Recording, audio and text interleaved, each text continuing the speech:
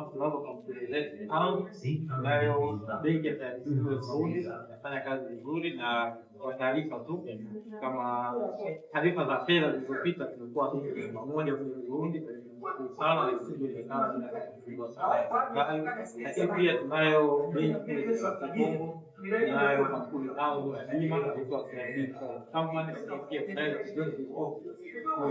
Dubai, ile pia kubwa tunayo foundation ambayo inaendelea kufanya mambo hivi. Benki yako matawi zaidi ya 5 tunaoperate kama ilivyo matawi mengine. Tuliona hapa haina tofauti na matawi mengine, tunao staff zaidi ya 9 au hapa ndio matawi hapa, na kitu kizuri zaidi ndio sasa hivi imejikita katika kuwekeza katika bidhaa za kisasa.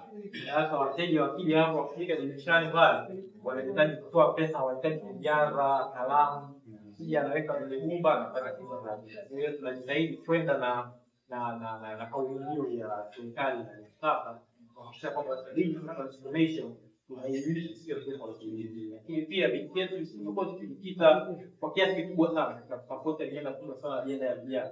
Kwa unafahamu na juzi msikia katika vijana challenge benki yetu imeparticipate kwa ukubwa kushukuru sana serikali ya Jamhuri ya Muungano wa Tanzania, lakini pia serikali ya na mwisho kwa niaba ya management ya benki pia sasa hivi bodi kuanza. Tunashukuru sana kwa kweli kwamba umeweza kuruhusu bodi yetu iweze kufika.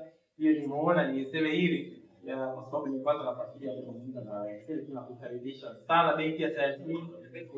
Tunapenda sana na mama, na tunawashukuru sana kwa shughuli ambazo zinaendelea kwenye timu hii. Tumekuendelea zawadi kidogo pamoja na mama kwa